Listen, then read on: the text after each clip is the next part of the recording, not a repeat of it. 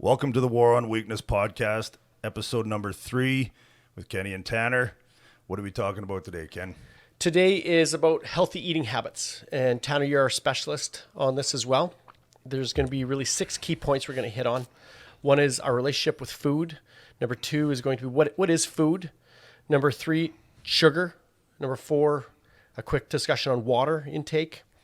Number 5 is going to be eating versus exercise. And finally, we're going to close with a quick discussion on fasting, Tanner. So I guess that's where we'd start, Tanner, is first of all, why don't you talk about our relationship with food? Yeah, well, you said that I'm the expert today, but I wouldn't say I'm a nutritional expert by any stretch. But what I do have a really strong background with is food. From when I was doing bodybuilding, everything's about food. Absolutely everything. Now, I wouldn't say that's a healthy relationship with food, but it's all about food. And then just through learning what it is, how your body functions from different macronutrients, stuff like that. So I guess what I've dumbed it down to, like we talk about the relationship with food, which is point number 1. I think that's where most people fail with nutrition, is right before they even get started. What happens is you want things to be a certain way, and you want food to be what food looks like nowadays. That's what everybody wants. They want McDonald's to be healthy. They want lasagna to be healthy. They want Pop-Tarts to be healthy. And if you search enough on the interwebs and through all your friends that think they know everything, if you search long enough, you'll find that is healthy. But the best way... What do you mean by that? If you search long enough, you'll find that healthy. You're going to find people that they want to take your money, usually is how most dietitians operate, or experts on nutrition. So what they'll do is they'll write a diet that allows you to eat those things, however it looks.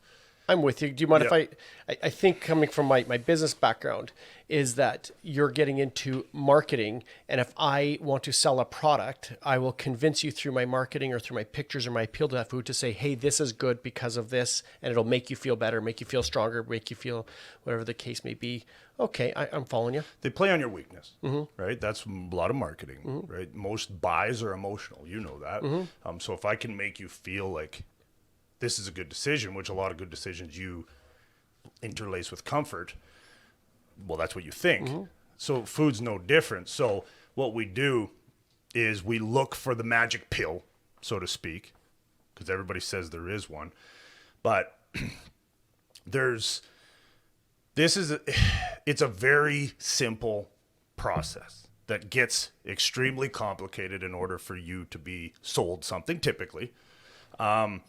Also, too, is the world has a lot of people. And usually when you have to supply that many people with food, that food quality is going to lower. So it's actually really easy to be fat nowadays because everything's about energy and not about nutrition. But we'll get to that. What I'm saying is what you need to start doing is looking at your relationship with your eating habits, right? So the first thing I would do is go stand in front of the mirror naked. And if you don't like what you see, you have a bad relationship with food. That's pretty much all, that's the long and the short of it. Can I play the other side again? Because I think that's what we balance out. I'd like to, it all sounds good, but maybe you can push back on me. Yep. But let's say, I had a car accident and I've lost mobility of my limbs, and my body I'm not able to exercise or what the case may be. So is it fair to say there could be some exceptions as to say, I don't like the looks of my body, but maybe, and I know I'm reaching to the extremes here. No, man, that's cool. But I'm just trying to say that maybe not everybody can stand on all limbs and look at each other. Is that fair? It is very fair, Ken. And the reason why it's fair is because every excuse you tell yourself about everything will always be justifiable, especially in soft ass 2020, right? Everything you could imagine is there for you to use that as an excuse. Now, you're a quadriplegic from a accident. Yeah, I get it. I'm looking at the You know, extremes, but I'm just I think throwing it you're out going to there. have more problems to worry about than your diet at that point. Yeah. Is all I'm saying, right? Yeah. Like if you have to talk with your eyelids, then I mean you now have a new set of. We're challenges. talking about the majority. We're talking about the guy that's Okay. or guy or woman.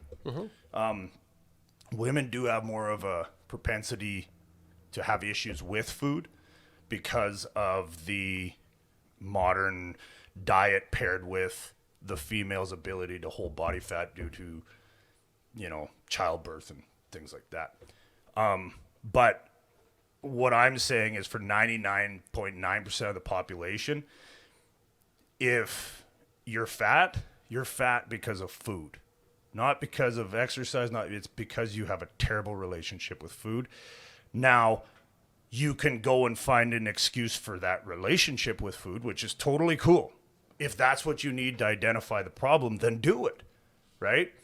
Like your genetics are your genetics. If you have the again, like the propensity to be fat because your parents were fat, that's a thing. You might have hormonal issues due to tumors and stuff on your pituitary gland or your thyroid. That's common. People have chemical issues nowadays with their glands, right? With their hormone glands. That's a thing. It's also very much due to the diet. Like the bad diet of today will push you towards those issues, those hormone. If your thyroid or whatever's hyperactive trying to always deal with all this shit that you're eating, you're weakening it to potentially create issues. So that is an excuse. I get it. Your mom's 350 pounds, your dad's 410. Yeah, you're probably, if without trying very hard, going to get fat. But if you're fat, you're fat. All the excuses in the world don't matter. I get you. So you're kind of putting me in my place in that, like, let's not create a slippery slope Absolutely. where we can excuse it all the way. Right. And I think you're also getting into, when you say the relationship with food, you're it's probably a little deeper than we were intending to on this podcast, but we're getting into psychology. Well, and that's just it. Like, to talk about the psychology of it right away, because Yeah, we'll do that in another podcast. we can. But But I just want to touch on it for the fact that most people are going to listen to this podcast and be like, well, that's not me. You're not me. Women always, you have 3 kids or you have 4 kids. They always say that. I get it.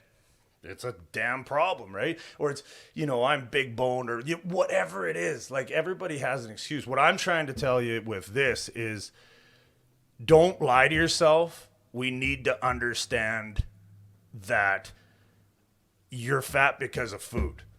And now the reason to which you associate that relationship with food to the emotions around it is where we need to start and just say, okay, no excuses. What can I do? yeah, And I can throw myself under the bus in days gone by.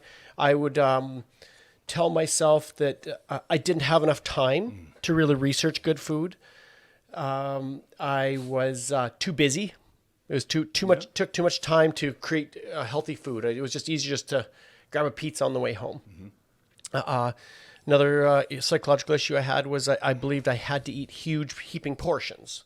So I'm kind of throwing my bus at things I've had to wrestle with psychologically. So I think what you're getting at is that my relationship with my food was kind of tripping bad, me up. right. Well, it was tripping me up to say, here's why I was justifying my poor eating habits. Yeah. Is that kind of what you're getting at? Absolutely. And we all have our fill in the blank. Here's my excuse for Absolutely. eating poorly. Exactly. Okay. Exactly. And they could be, like I've told you this before, is as a kid, I was this skinny little runt, but I was told you got to eat your vegetables.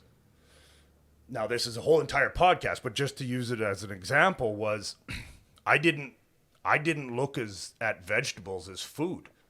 Like I've told you this before, if I had this pen and you asked me to eat this pen or a sprig or a sprout of asparagus or whatever the hell you guys call it, if you give me those 2 things to eat, my brain wants to eat the pen more than it wants to eat the asparagus. Like, and that is not a goddamn lie. That is 100% the truth.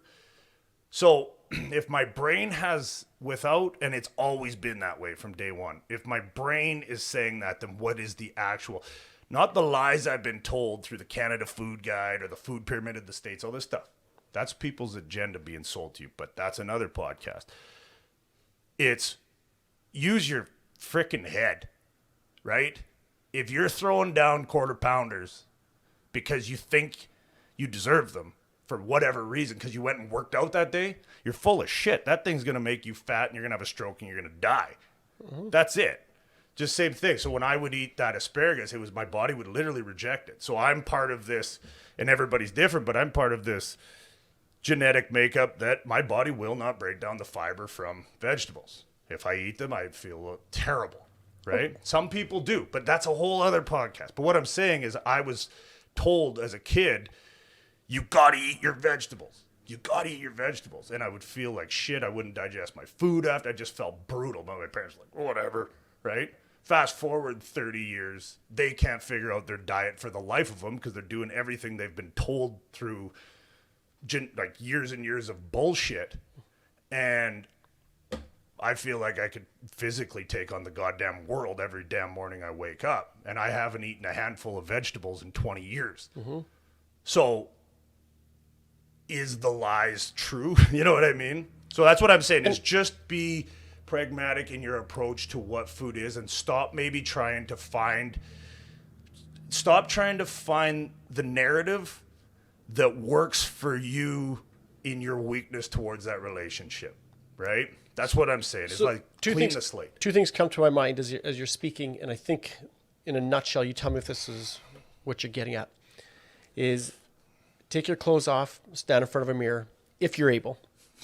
Right? Yes. You know, if we're not wrestling with the hormone imbalance, we're not wrestling with, you're not dealing with cancer at that point in time, you're not stage 4, you're right. Like we're talking about the masses. But even then, that's not too late. Yeah. Okay. Yeah. I'm with you. Stage 4 cancer is probably a good time to start looking at your diet. Yeah. Sure. Hey, sugar and cancer are one and the same. Which is another podcast. Absolutely. But does it kind of go like this is, if you want to keep getting what you're getting, keep doing what you're doing. Absolutely. And if you want to change, then take a hard look at it. And if when we're looking at the body's shape or the fat it's holding on to or lack of muscle development or whatever the case may be, to get serious with yourself, get honest with yourself, stop BSing yourself. Absolutely. Is that fair? Absolutely. Well, like here's the first rule in relationship to food. And I'm going to be a little bit blunt about this, but I don't care. It's going to be hard on you, I'm sure. I know. I have trouble saying my piece. But if you're fat and the people that are telling you how to eat are fat, you're going to be fat. That's it. So when your neighbor is on the lose 58 pounds in 2 weeks diet and she's fat, maybe don't listen. Because it's probably wrong, right? She's chasing the pink cloud as much as you are. Sometimes it's like there's things in life that you just don't understand and you need to shut the fuck up and listen to people that know what they're talking about. And diet is there's all these people that do a diet and they're 300 pounds and they go down to 280 and now they're an expert. You're still 280 pounds and you did 2 weeks of a diet. Congratulations. Just think about it. That's all I'm saying is, don't go and get your mechanic to pull your teeth, right? Yeah. That's a bad idea. That's it. I like how you put that. So another thing that comes to my mind is that we talk about bias in business. I mean, in many fields, but in business is if the person you're getting your advice from stands to make a profit or minimize losses by giving you that advice, be careful trusting it. Absolutely. So if McDonald's is telling me about how their beef is natural and the sauces are good and this is healthy and they only have this many calories and they're the ones giving me advice, but they make money when I spend my $12 on their quarter pounders. Yeah. They have a natural a spin that they have to create because they have shareholders. They've got to be profitable. They've got to show returns. And so I maybe shouldn't follow that. Maybe I should just get back. And the other thing is maybe if corporations have to convince us to get away from eating naturally, maybe it's a spin, like we talked about the Canada Food Guide. Maybe we should just get back to natural basics, I think is maybe what you're getting Absolutely. at. But fair enough. Okay. You have basically, and I'll just end with this piece is, we just talked about this before the podcast started. If something has worked for upwards of 2 million years, depending, like just bear with me on the numbers because nobody actually knows, but let's just say we've been in this somewhat of a hominid form for, we've been processing food for about 250,000 years, but we've been eating somewhat of the same diet for about 2 million, roughly, depends on, and now you can debate that, but I don't care. But I would take what they did to get us to the top of the food chain as probably more realistic of a diet sense than your next door neighbor that can't put her socks on. You know what I mean? So what I'm saying is if you have the interwebs, you can Google human diet prior to World War II even. You're going to be a hell of a lot better off doing that than listening to the sock girl. We talked about that. I referenced Nassim Taleb, an author I've read a bit on. He has Anti-Fragile and The Black Swan. He talks about the Lindy effect. And the Lindy effect is the longer something has had exposure and been around, the longer it will stay for. And so basically, if people from your roots go back to Romania and you have hundreds and hundreds and hundreds of years, if not thousands of years of this is how we eat and this is how we heal and this is how we treat our bodies, and it's worked for hundreds or thousands of years, it's got some weight to it. Chances are. If there's science that was produced yesterday on we should be all dumping butter and eating margarine, and it's been funded by the people that produce the margarine, come talk to me when it's been around for 750 years, and then I'll listen. Exactly. Fair enough? 100%. Okay. 100%. So should we move to our second point there, Tanner? Absolutely. What is food? Yeah. So get us down. Like this podcast on healthy eating habits is basically here's the 101 intro to eating. Yeah. We'll get deeper into other topics later, but what is food? Give us that, Tanner. I mean, that's like you said, the topic, the reason of this topic is just to hopefully that first 10 minutes, 15 minutes reset, hopefully you use it as a chance to just reset your mind and think, okay, what can I do? Okay. The rest, I would just want to talk about maybe some practices that we can put into place. Easy. Starting today. Easy practices that somebody could listen to this podcast. Just do these 5 things starting today. And you're going to see. And if you want any more information on that, track me down at Viking here. And I can talk about this for 8 hours straight because it comes into different metabolic types, all kinds of stuff. But here's a few things that people need to understand and that every single person starting right freaking now can do. Okay. So... so when we talk about what is food, food is basically nutrition and energy, right?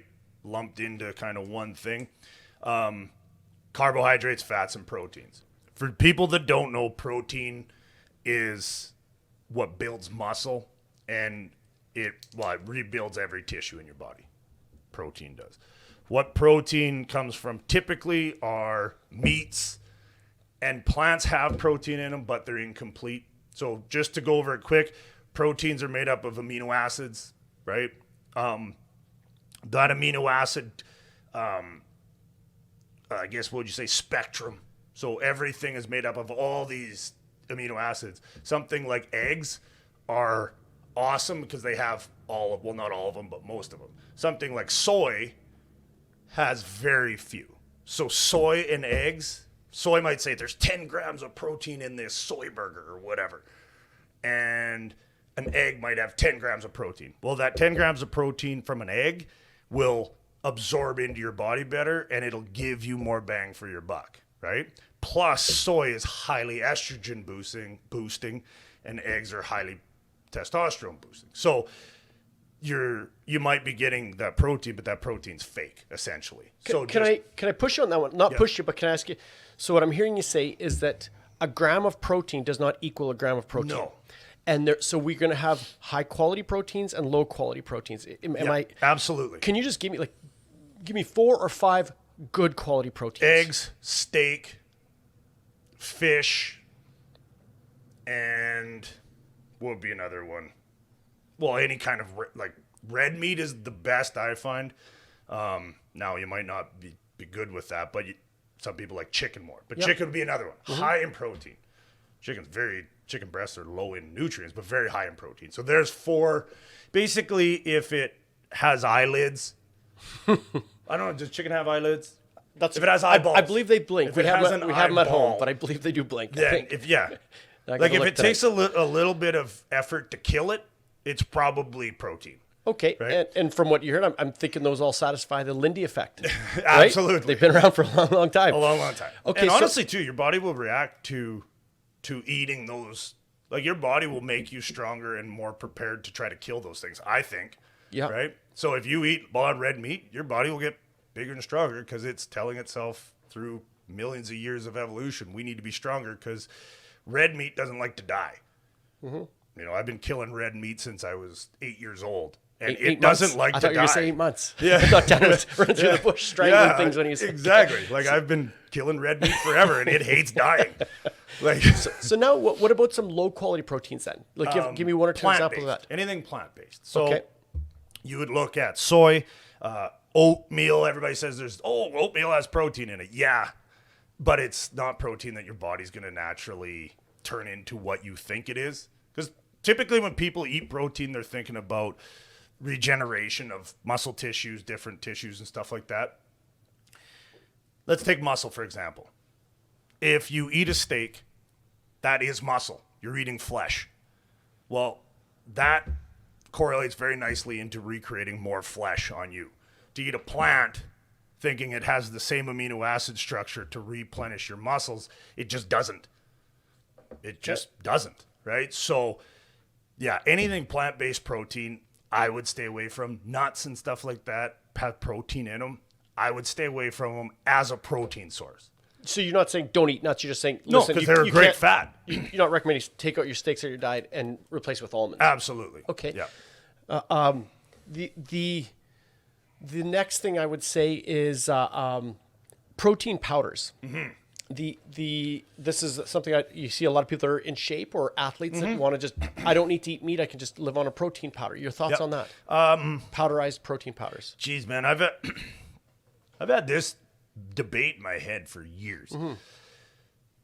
And so I've had 15 years of protein powder consumption, let's say, okay? So this is what I'm going to tell you from my experience and from the experience of a lot of people I've seen. In a pinch, it's good. If you need to get some calories in your body and you have nothing, it works. But it's not good for you, so to speak. Nutrient wise, it's 2 scoops will give you 50 grams of protein, same as a steak or a fairly good medium sized steak. But the steak is better. Also, thing is too is you got to realize that anything that goes into your body that doesn't need to be digested typically will go through too fast, and you'll leave most of it in the toilet. And it just, your body has a process to which it breaks things down. So think about 10,000 years ago. How many liquid calories would you take in? Very few. They drank blood. They drank a lot of blood, which is really good for you. High in iron, right? But that's about it. They would have drank water. Some cultures drank milk, which was high in protein, but most of them didn't. So I like solid foods at all costs if you can, right? Now, when you say fitness people eating protein shakes and stuff like that, here's the other thing, is if you are fat, eat real food, because like whole food. Because what happens is your body has to burn it, and when it burns energy as well. Your digestive system and your brain burn a shit ton of energy. People don't realize that, right? So if you're out, moving around, eating solid food and having to use your brain all day long, you're going to burn energy, right? So if you're going to drink your calories, be prepared that they will probably metabolize to fat easier. Like another thing I've read too is if you drink protein, a lot of it will actually convert to sugar in your body. Your body has the ability to convert protein to sugar. Didn't know that. Yeah, it does. Well, because that's why we didn't eat carbohydrates for like couple 100,000 years. Most carbohydrates were poisonous to humans for like 100,000 years or more till we domesticated them. So if you did, it was like some berries. It would be a little bit of, you know what I mean? So, and let's talk about that when we get to carbohydrates so that we can understand those better. Sure. So just on the proteins is a fair statement then, because again, we're trying to make this easy to implement following this podcast. Absolutely, yeah. If it's processed, if it's manufactured, if it's got some company's name on it, it's not going to be better than just cutting a rump roast off a cow and throw it in the slow cooker. Absolutely. Okay. Yeah, process is bad. It removes processing food, like modern day processing. Because processing meat is actually cutting it off the cow. Yeah, true. Processed as far as a chemical reaction that breaks this drying food it into down, looking turning like it into a fucking powder chunk of bologna. Yeah. Yeah, no. Okay. That's terrible for you. Terrible. And it's usually loaded with way too much salt. And I like salt. Salt's a good thing. People hate salt. Salt's good. But the level to which they pump stuff in there so that it doesn't go bad is not good for you Yeah. at all. So going back to your protein powder, Yeah. if you're starving and you're on an island, you have nothing else, sure, eat the protein powder. But if you've got a steak or a protein powder, eat the steak. If the closer it looks to what it was right at the point of dying, that's what you want. Natural whole foods. Yeah. Okay. So, like I said, if you were to peel the skin off of a cow Yeah. and you look at it, that's what meat looks like. Okay, It so- doesn't look like, bologna with Kraft dinner and cheese chunks Right. put into it. Remember that stuff? Yeah. That stuff was awesome. But So we've covered so bad for proteins. you. Should we talk about just a quick snippet on? We've touched on carbohydrates. Yes. Let's just talk about carbs first. Okay. And this is not in the order of importance because fats are more important than carbs. Well, do you want to go in the order of importance? Okay, so fats. Okay. Okay. Saturated fats are why we have iPhones. Take me down that path. What? Yeah. The brain was developed. There's a lot of research out there that has stated that the development of the giant human brain was due to all of a sudden having an immense amount of saturated fats. So along the way somewhere, we chipped a rock off and it made a sharp edge. Okay. From there, we're like, right? The human brain starts working. For some reason, we start deciding that this sharp edge can kill large animals, right? This took hundreds of thousands of years, but it is what happened. According to all the research, and I've researched all of this, I get that there's also people out there that are like, no, humans were vegans, right? Okay, cool. If that's what you want to believe, then go find a vegan podcast and listen to it. But if you, in my opinion, from trying to look at this as black and white as possible and going back and trying to find every ounce of information I could on primitive human diets, at some point we found tools that killed large animals. From that point, we were able to then process the meat and the fats out of it. And the fats, all of a sudden, the brain just went nuts growing off of saturated fats, right? And the body started to get stronger. Like humans are a shitty animal. Like if you look at it, if you put you and I out in the actual wilderness, we don't last long. Other than outside of our brain, our body sucks. Like your shoulder joint sucks. That's the worst, right? It's you're weak, right? Like compared to a bear, you're very weak compared to a lion. So we're pretty useless other than this. Our brains changed the game, right? So what happened is along the way somewhere, we started to eat these massive amounts of proteins and saturated fats because we started killing like mammoth and all this stuff, right? And it just shot up. The other thing too is cooking the meat made it more readily available to the body, and therefore the body could then absorb more nutrients from it. And we started to grow bigger and bigger and got bigger and bigger brains. So fats are what a lot of people attribute that to, right? The brain runs off of like saturated fats, and the brain go very, very well together from the research I've found. So a fat is basically, if you want to look at the density of the nutrient as well, a protein, when you eat a piece of protein, it's got 4 grams of protein per, per gram of meat or whatever it is. Or per gram of protein. So Fats, it's 9. So it's like way more energy in fats. That's why it got bastardized. So like why they hated on it so much in like the 80s and 90s. They're like, oh, well, if you eat more calories, you're going to get fat. Right? What? Like that doesn't make any sense. It's just what it is fat has a higher caloric value to it because it's more calorie dense. That's it. So right? is it like you pull it up to the gas pumps and the higher octane fuel is a fat It's and jet a lower fuel, yep. octane fuel? Absolutely. So you get more bang for the buck. But does a calorie equal a calorie? See, that's the great debate, right? When we think about calories, that's the great debate. To me, no. Okay. Calorie isn't a calorie because, like, scientifically, yes, a calorie is a calorie, right? A calorie from the actual, what would you say, the energy value of a calorie is the same in a McDonald's fries as it is in a piece of, Yep. in a potato that's in the wild or whatever. Yes, Maybe- but it's okay. what comes with consuming that calorie that's the problem. Okay. Right? So that's just like, because you'll get those people that'll debate that all day long. Oh, a healthy diet for a male is 2,500 calories a day. So I'm just going to eat like 2 Big Macs and a fries and I should be healthy. Right. No. Incorrect. It's only looking at one piece of information when you need. Okay. It's cherry picking. Fair And bit. that's- Yeah. Okay. Yeah. So with fats, though, is what you're looking at with fats is they're in nuts. They are in animals, egg yolks, high fat content.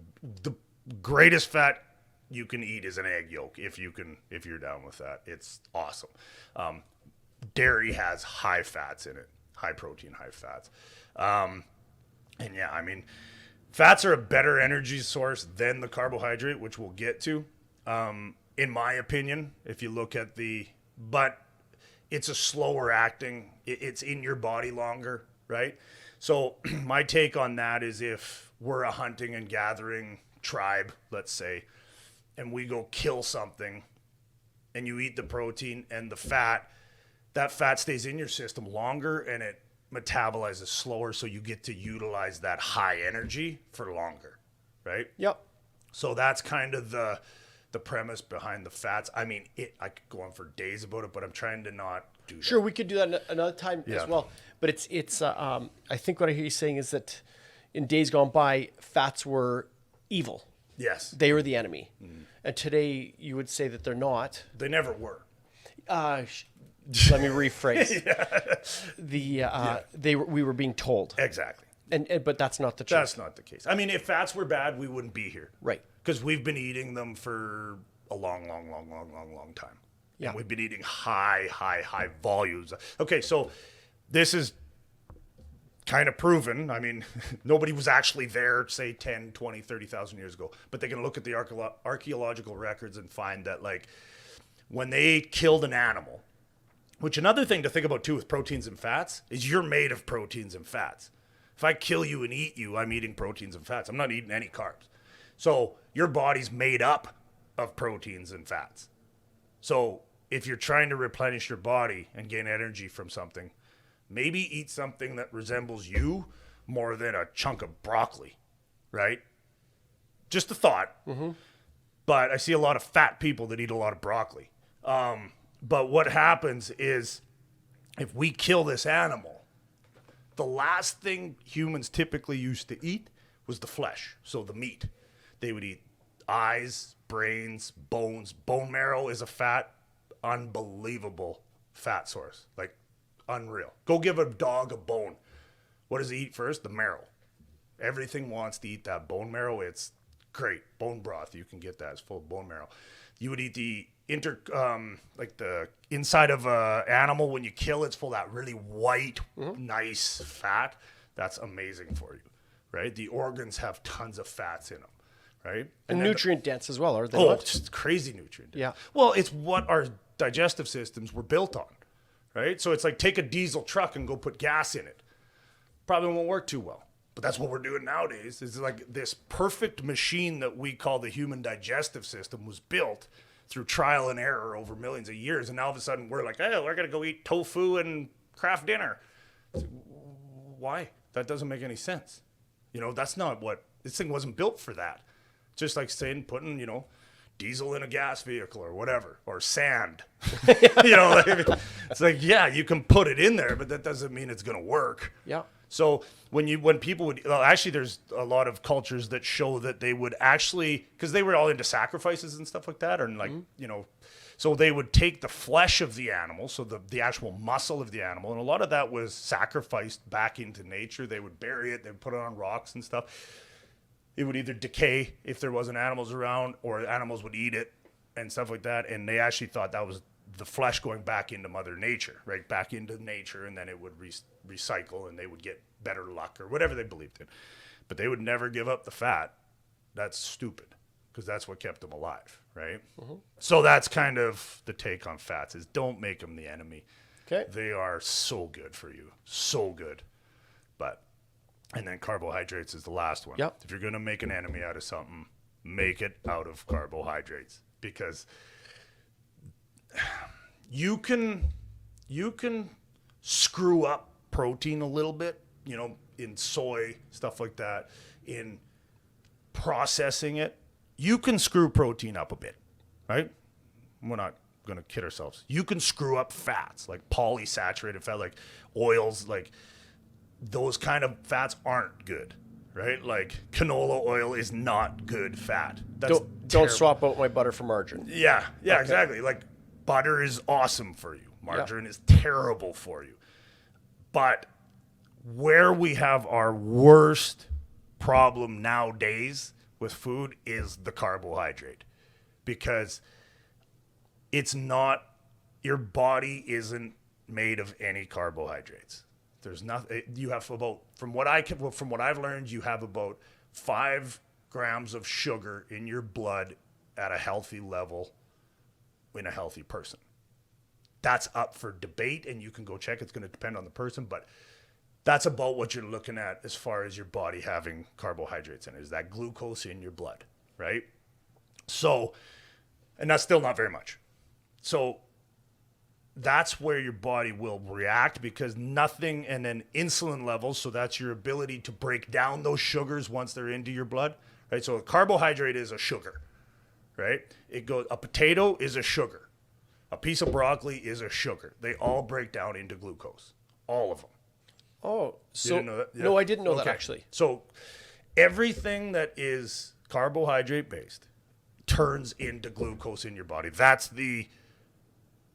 what it's trying to do. Okay. Right? Now, if you take a block of table sugar and eat it, it's like, boom, there it is. Simple sugars. Simple sugars, right? Yeah. And then complex. So you call them simple carbohydrates, complex carbohydrates. You might as well call them simple sugars and complex sugars. Okay. Because they do the same thing, right? A potato is sugar.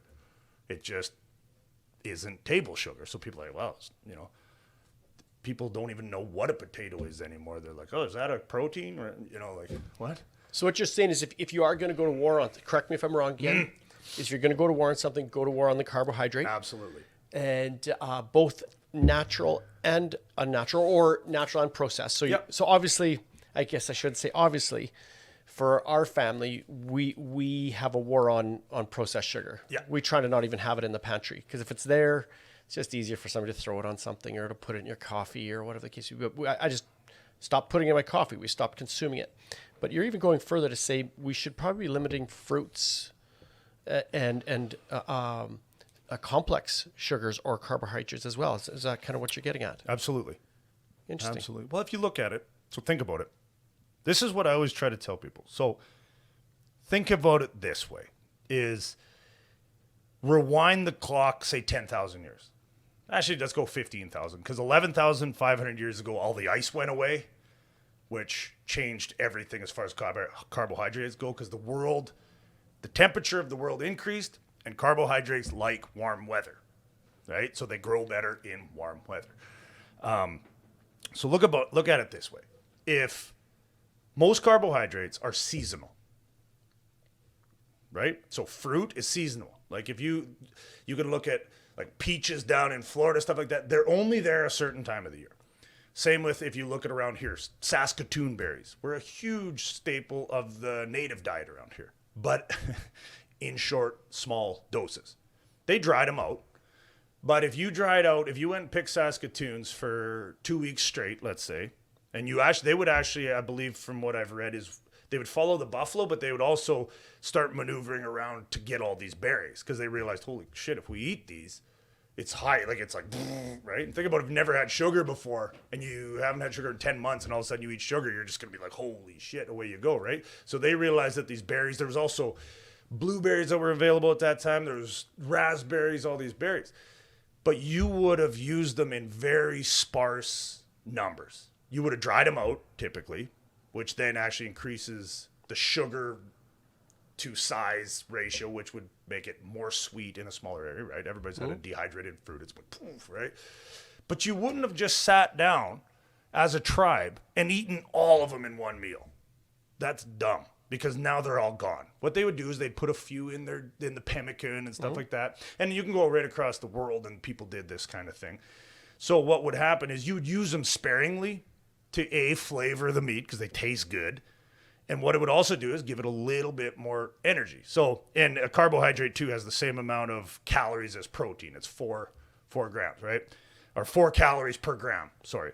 That's what I meant to say about the proteins too, but I was talking too fast. It's 4 calories per gram. So, but it burns really fast and it gets into your system quick and away it goes. So if you think about it that way is if you're walking down a trail 10,000 years ago and you find a Saskatoon bush that has berries on it, you're going to collect as many as you can before the bears get you. And you're going to take them back and then your tribe is going to try to figure out how to make those last, right? Fast forward to today and we have a carbohydrate station on every corner. Like 99% of what you eat from a fast food place is freaking carbohydrates and bad fats. So are you saying then that having Coca-Cola machines in public schools... Don't even get me started. Don't even go there. Hey? They might as well have heroin machines. Just like go. Well, they probably will. If things keep going the way they are, we'll have heroin injection sites in elementary schools because, it's interesting that you have the right to do heroin because that's how you feel today. Yeah. Let's not go down there. So, yeah, exactly. Let's not take carbohydrates for, let's not think they're good in huge numbers because they're just not. You're not built that way, okay. Right? So, I'll tell you the biggest thing I've learned with carbohydrates is if you're fat, stop eating them. Is a great place to start, right? That's the nice thing about a carbohydrate is you can just stop eating them and you're going to lose weight, typically. Right? Now, if you're diabetic or something like that, maybe consult your doctor first. But they're not necessary. From everything I've found personally and through people, they're not necessary part of your diet. They're just not. Your body will turn protein into glucose if you don't give it carbohydrates. So it's going to get it. It's going to find it, yeah. Your body's a pretty astute thing. Tanner, for somebody like me, I think I've heard you say the statement of, what you're doing seems to be working for you. But I would say we overconsume based off of what you've told me in carbohydrates. We eat a lot of bananas. We eat a lot of apples. We eat a lot of pears. I've kind of almost in my brain pre-programmed myself, maybe incorrectly, that I like to get a little bit of fruit and vegetables in my diet in addition to my natural meats and my water and this and that. So we do strip out the simple sugars. But I think maybe I should even be reducing that. Sure, maybe I don't have excessive fat on me right now. I have in days gone by, but I don't right now, I don't think. But should I also be reducing my fruits and maybe my vegetables? Well, here's the thing, is for you, because you haven't been an idiot up till this point and you have awesome genetics, you know what I mean? Well, I've been an idiot many times. But you know what I mean is you watch what you eat. Yeah. Right? You're aware We're of more it. selective, but that doesn't mean it's right. But you also have wicked genetics. Your whole family does. You know what I mean? Like you are, there's how many brothers and sisters do you have? Like 48 or something? There's 6, and I think we counted there's 26 kids amongst us. But 6, I mean, you guys have very good genetics. And you can't, that's huge.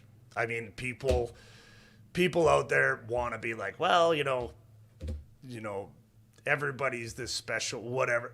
Genetics play a huge part in this, and we can't undermine that. And I'm sorry if you didn't get them.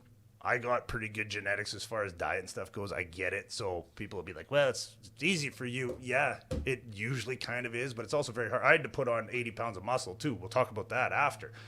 But we all have our problems. We all with the have body. your problems. I played volleyball, as did you in Yeah. college, and I wished I was 6'6". Exactly. And it doesn't shake out that way. Exactly. My mom and dad I were. wish I looked like Gerard Butler. Yeah. I don't. We've all got I our look issues. like Carrot Top's older brother. But what but at the end of the day, it's still your fucking problem to deal with. Hey man, it's your hand of cards. Exactly. Playing the best way you can. Right. So with you, if you're happy with your performance and with your appearance, then you can get away with a little more fruits and stuff. But just realize that fruit is sugar. Is there a big difference between a handful of blueberries or raspberries or something like that and a cube of sugar? Once it enters your body, not really. There is a caveat there that that processed sugar, it's like sugar on steroids. And the fructose or whatever it is that's in fruit is a little more subdued than that, but it still spikes your insulin. That's what sugar does. So they're closer to being alike than disalike. Yeah, they're way closer to being, right? It's like saying, it's like one's a wolf, one's a dog. Okay. Right? But we think that like a cube of sugar is a wolf and that a blueberry is a cow. Yeah. No. They're more alike than not. Okay. They both do the same thing. They get into your bloodstream. They spike your insulin levels, right, to try to break itself down. But in turn, those insulin levels not being stable will make you fat as well, right? Okay, so is this a nice transition then to our next point, which I think links right into sugar, right? Maybe just a few direct points on sugar. Yeah. Which I think we've already touched on. We touched on it, but yeah. why don't we just head on that one a bit more, Tanner? Like I said, sugar is a carbohydrate. It's carbohydrates broken down to their simplest form. Glucose, right? That's what sugar is in your body, it becomes glucose. Now, it is sugar creates this huge fluctuation of energy levels based upon the insulin response to them, typically. Now, there's probably people that are way more scientifically articulate in that way of saying it, but to me, that's the way I look at it. Like, you got to realize, too, this is like the caveman way of looking at food, right? So before people get all crazy out there trying to correct me, I get it. I'm not a scientist on this, just a guy that's been beating my head against the wall for a lot. So this is what I've found to be the truth based upon everybody I've dealt with. Now, sugar creates this crazy insulin ride, right? Which I found is terrible for maintaining body fat levels.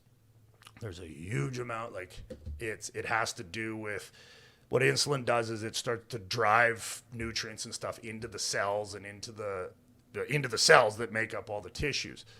Now, you don't want to overdo that or you'll start to pack those things and start building body fat, right? So that's kind of the take on sugar is it's not necessary to eat sugar.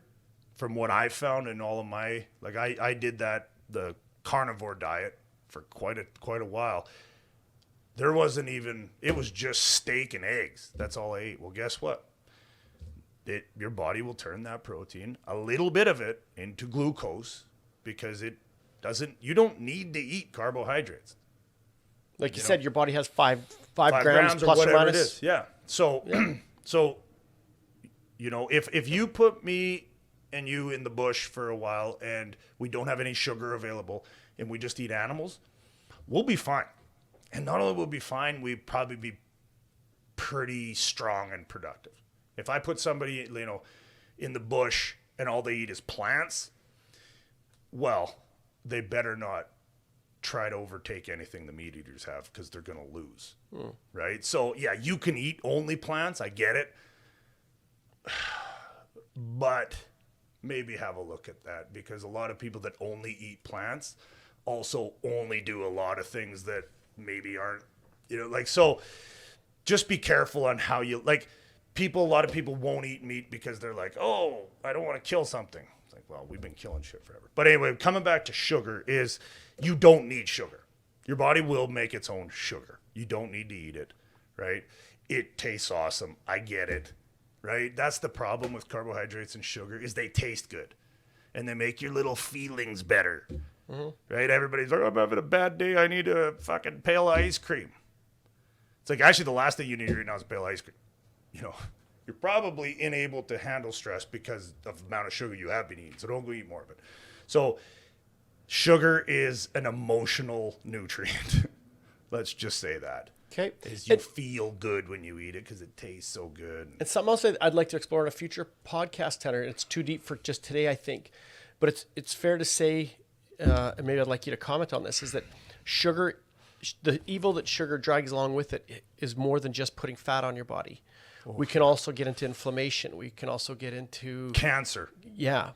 Right? Most cancers feed 100% off of sugars in your body, Yeah. right? My old man has cancer and they told him that same thing. Stop eating sugar, right? Yeah. So Well, it's evil on multiple fronts. it's the worst, really. Okay. Like sugar is terrible for you. Yeah. Absolutely terrible. Most people, if they cut sugar out of their diet, would feel a million times better tomorrow. Well, why don't we pause for a moment? And Tanner, I'm again, I keep calling him Joe Blow. Maybe I'll come up with a more interesting name moving forward. But I'm Joe Blow. Got a few extra pounds. Not feeling that good. Maybe I got on a pill or two for some kind of an issue. Yep. High blood pressure, Whatever it cardiovascular is. disease, Yep. whatever the heck it is. What's my easiest way to just get rid of these sugars? Like if you say, hey, listen, we're not going to find a cure for cancer overnight here, Right. but what I want you to do is stop eating these 5 things or these 3 things. Give me that. Pop. If you drink pop, then Don't drink pop. Shut this podcast off right now because everything I just talked about is pointless. Okay. Pop will kill everybody. It does. Diet pop will kill you as fast as sugar pop will kill you. Just stop eating pop. Just no pop. Ever. Going back to the Lindy effect again, Yeah.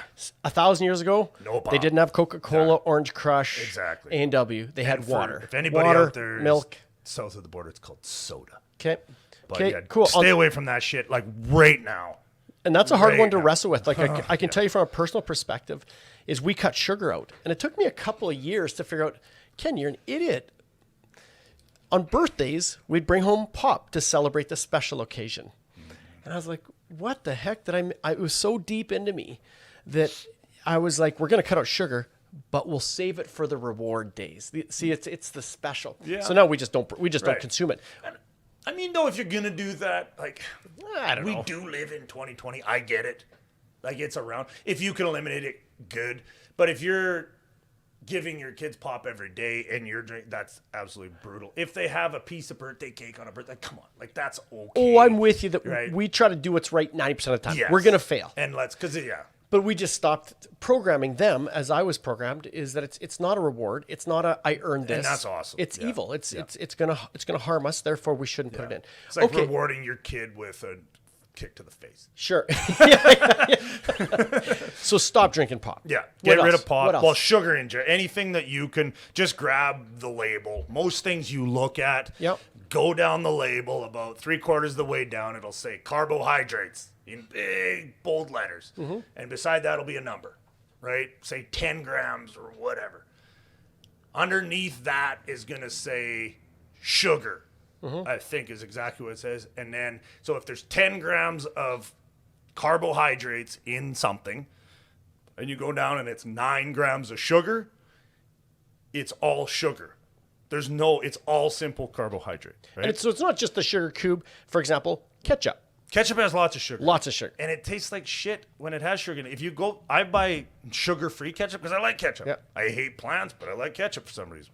But if you look at, like, if you can buy ketchups without sugar in them, or very, very, very little, and it actually tastes better because it's just vinegar and tomato paste. So yeah, you don't have to.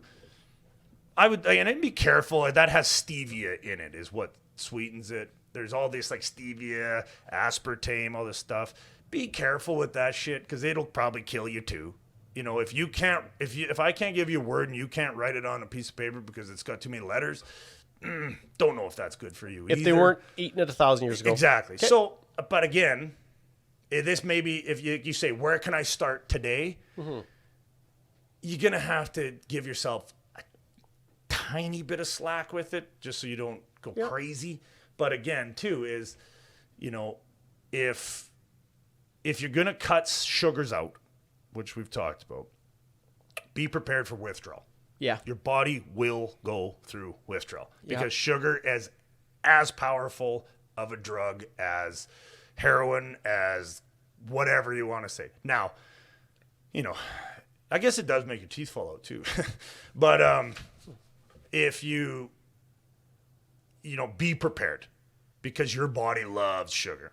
It's used that as an emotional crutch its whole life. There will be a physiological and a mental withdrawal that happens if you cut out sugar. I've done. You and I have talked about this. There was Yeah. a month where a few years ago, where I tried to cut out all sugars. Yeah. No fruits, no chocolate bars, zero, and I felt like an addict. I was already eating fairly healthy. I was grouchy. Man, my wife, thank God she didn't slit my throat in the middle of the night because I wasn't good to be around. I remember I had a bowl of chocolate bars that I was going to reward myself with at the end of the month.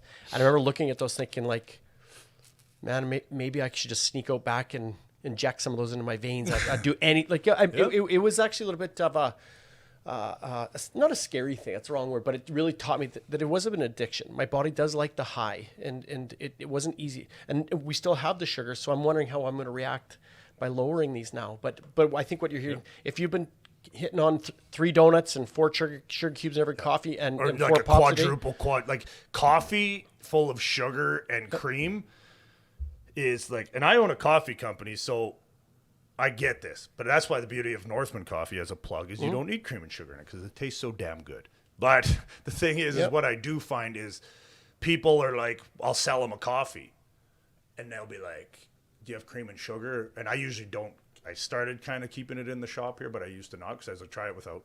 And a lot of people, oh, this is awesome. I don't need cream and sugar. But what they do is they'll put like 5 shots of cream and 5 shots of sugar in a coffee. It's like that mixing carbohydrates and fat is bad too. Mixing sugars and fats is terrible. But we should have touched on that. Maybe we can at the end. Another But one, it's terrible because it starts shunting fat into it increases your insulin levels, and then you have all this fat there too, which from milks and stuff like that isn't necessarily the best fat. All of a sudden that's like an elixir to become fat is by putting cream and sugar in your coffee. Like So- if you want to get fat fast, do that. and I found that once you strip out sugars or more sugars, is things actually start to taste better.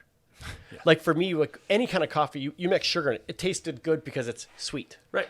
But when I start to strip it out and you get a good cup of coffee that doesn't have the sugar, now, I don't know, it hits your tongue differently. You can actually, the aromas and the flavors of food really come through when you don't have the sugar. But I think coming back Good to point, actually. Yeah, like that is a very good point. It's going to be some short-term pain. Yeah, It's gonna be. so But this you isn't easy. will enjoy Yeah. food more if you get rid of that thing, right? Because there's dopamine. A dopamine hit comes from eating sugar. People don't realize that. Dopamine is the same thing that happens in your mind when you snort Coke. Yeah. That's what makes Coke awesome. It's like, I'm not addicted to Coke. I just love the smell of it. You know, like that. But the thing is with that is it gives you a dopamine kick, right? So all of a sudden you're just like, yeah, this is awesome. Same thing happens with sugar. Same thing happens with porn. You get this huge dopamine spike. Now the rest of life kind of sucks because it doesn't match that high that you get from eating sugar. So realize that it is addictive. So while you're giving some easy hints, it's prepare for the journey because it's not gonna an suck. easy one. It's gonna suck. But the difficult journeys are the ones that produce the greatest rewards. Trust me, if you're fat, you're avoiding difficult journeys. Yeah, So but you can let's do it. start now. Okay, so Tanner, should we keep moving then? Should we? Yeah. Water. What do you recommend for water intake? Lots. Now, some people can get, this is a genetic thing. Water and sleep are genetic. Everything else we just talked about, everybody should be following at about 95% of what we just talked about. Now, water, some people can go 3 days without drinking water and they're fine, right? I don't, when it comes to that, assume you need lots, right? Assume you need lots until proven otherwise is kind of what I go with it, because there is these genetic freaks. Same with guys that can sleep for 3 hours a night and wake up and they're just like, I'm good to go. And they do that for 20 years straight. they don't need a lot of sleep. Some people just don't need a lot of water. But don't assume that's you because you don't like drinking water. Because the one thing I hate people saying is, I don't like drinking water. It's like, that's like saying you don't like breathing oxygen. Like, water is a human, and you can go drink a can of Coke, and there is water in there, but, that's like saying, oh, I love Skittles, they're full of poison, but whatever, they taste so good. Like, it's stupid. So, water is water is water. That's it. If it's not water, it's not water. And so just, like, out of a tap, it's kind of shitty because it's full of all kinds of bad things, but if it's coming from a city. Right. But a trick with that is fill up a jug of water. You have a 4-liter rate there. Fill it up with water, leave the cap off, put it in your fridge. Mm-hmm. All the chlorine and stuff like that will evaporate out of it over the night, and you wake up and it tastes just like filtered water. Now, is there still shit in it? Yes. But it's better than nothing. Okay. You go to the reverse osmosis, stuff like that. That's filtered water. That's good. But water's water. And going back to your analogy of if it's in your body, you should consume it. Yeah. So what percent of the body? I know it's a big percent. But do you know what Isn't percent? it like 70? I've heard or it's is that huge. the Earth? I don't know. Maybe we won't state exactly, but It's a lot of your body. If I strip all the water is out water. of you, there ain't much left. Yeah, right? yeah. That's just. So therefore, it needs water. Yeah, you need water. And when we're talking to the masses again, or to the greatest numbers of people, in your experience, are a lot of people underhydrated? Yes. Okay, so while you're saying that maybe not everybody needs, the old rule is 8 cups a day. Everybody should have 8 cups of water a day. But somebody might need 10, somebody might need 6. You're saying it's genetic, but on a whole, more times than not, people underhydrated drink more water. Absolutely. Okay. So, what hydration does, the cells function better when they're hydrated. Your joints function better. Your muscles are made up of water. If you're sore all the time, I used to be hurt all the time because I didn't drink enough water. Right? So the muscle's dry, it's tight, you pull it, it hurts, blah, blah, blah. Like, your muscles are just filaments that slide on each other. Water's what lubricates those filaments. So you need water in your body. Otherwise, you're going to be hurt all the time, too, because you're dried out. Now, to what level that, like you said, is it 8 cups a day? Is it 20 cups a day? Is it 3 cups a day? Start with 2 liters. There. Go find 2 liters of water and drink it.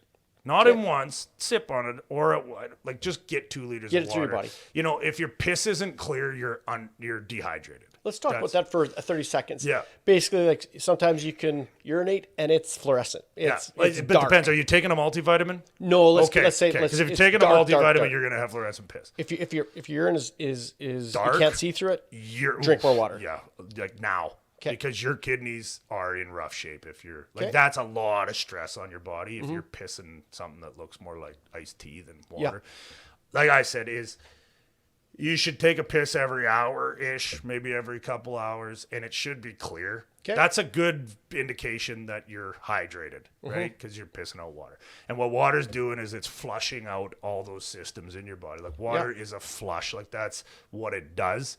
Right, so it's flushing out your liver, your kidneys, your I found it was interesting to point. I coached a female hockey team this last year, and one of the moms of the team is heavy into fitness and nutrition, and we were talking about water, and she made the statement of I was encouraging the girls to keep hydrated and drink lots of water and stay away from the pops and this and that, and she said, even if you have some depression or anxiety issues, like lots of times it's just hit up more water. You're dehydrated. Right. Is that a fair? Like, I I'm 100% agree with yeah. that. 100%. So again, it's when not, you're underhydrated too, your brain doesn't function. Like, there's a reason why you get a headache when you don't drink enough water. Yeah. Right. There's a reason why you have a headache after you go drinking for an entire night. Yeah. It's dehydration. Your brain doesn't function as good. Like, that's an awesome point. I'm glad you brought that up. And she's a smart woman, because the brain needs hydration to function correctly, right? So if you're depressed, start drinking water. Okay. See what happens, right?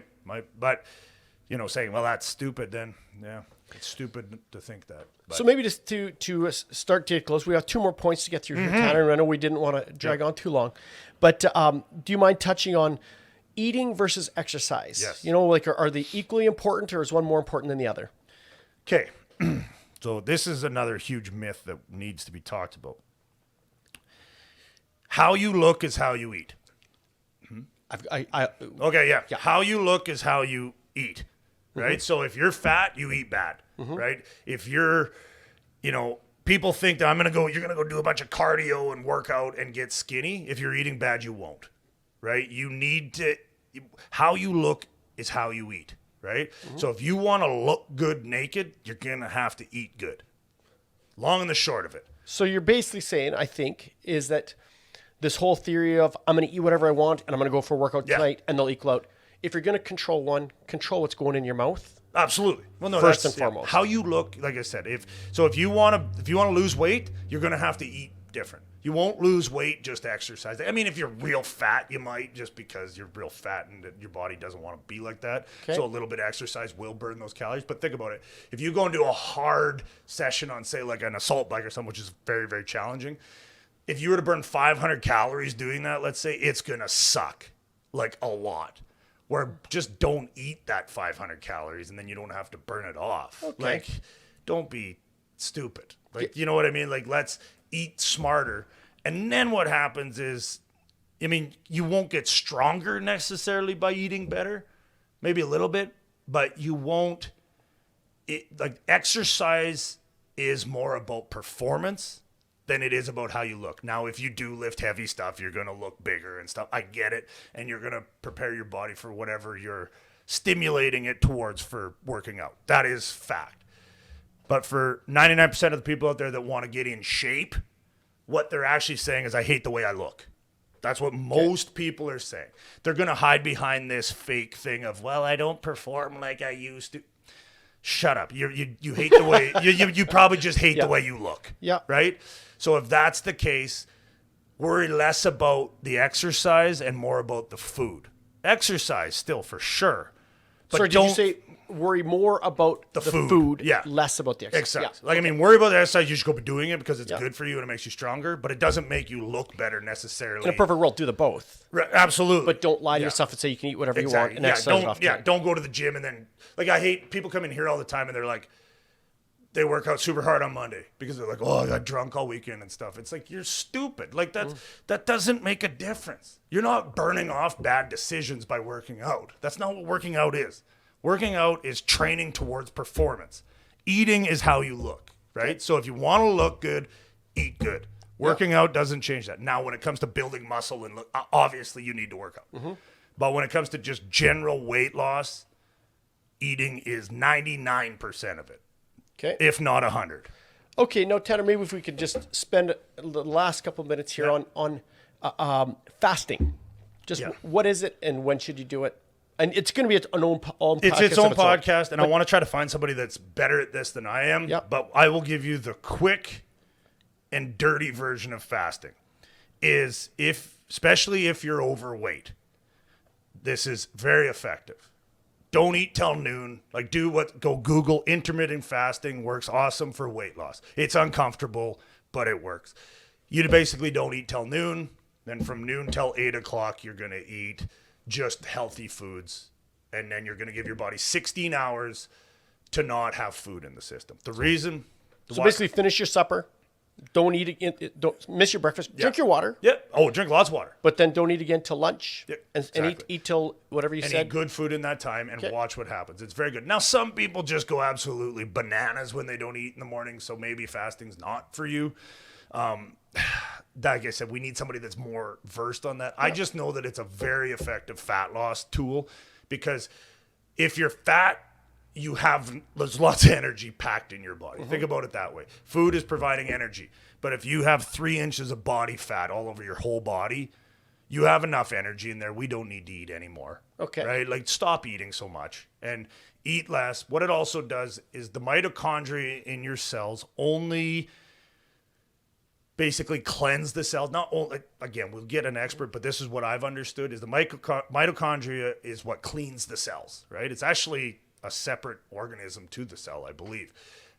But when your body is in digestion mode, which means that there's food and nutrients running through your body, those mitochondria basically go dormant and you're not getting a chance to clean. So like I said earlier, what they do is they clean the office after the workday is over. So, right? So all the office people leave. Now the mitochondria can come in and clean the office, so to speak. But if there's people in the office 24 hours a day, they're not in there to clean. right? And Okay. then the office becomes messy and gross. So I think that's a whole podcast all of its Absolutely, own. but But in short, fasting's good. unless your doctor tells you otherwise, right? Yeah, try it out. Try it out. Try it out. It's Try a it. Yeah, tool. don't eat so damn much. Like you don't need. If you're fat, you don't need to eat a whole lot because you're already fat. Like So now, Tanner, I don't even know if, like, on this podcast, do we even need a call to action other than just try to implement these Yeah. simple things we've talked about? We're not, or go talk to a nutritionist. Yeah. Go Well, talk yeah, to yeah. somebody that can build. But do we Right. even need that? Yeah. Isn't it simple enough? just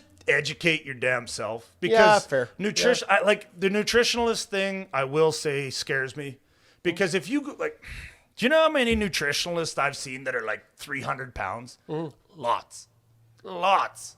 So if if you're fat and you're going to tell me how to eat, guess what I'm going to become? Because what they're going to tell you is follow the Canada Food Guide and make sure you eat your vegetables and make sure you get all that grain and sugar in your body. And it's like, well, how's that going for you? Because, you're panting telling me this sentence. So, and I find a lot, not all of them, there's some really good nutritionalists out there. If there is a good one out there, call me because I've actually never met one, but I'm pretty sure they exist. I hope. So maybe don't go to a nutritionalist just yet. Okay. What And I I'm guess- saying is think about it. Take away the sugars, right? Realize that you don't need to eat 24 hours a day, right? Stop drinking liquid calories, which is pops and stuff like that. Replace that with water, right? Go exercise, obviously, will help.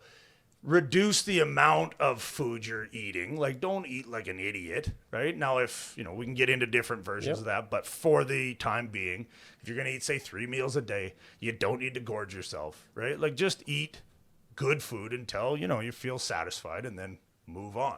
Cool. Right? So that's what I would say. Those are Yep. like everybody listening knows this. Yeah. Right? So just go do it. I mean, and if there is something in here that all of a sudden made sense to you, good. And if Cool. you want any more of my opinions on it, like message us through, like talk to me at Viking. I do up meal plans all the time for people that are free. And I don't Yep. mean meal plans because that sounds even worse. Yep. It's like, here, eat this, try it. Okay. And if it works, it works. And if not, then we tweak it.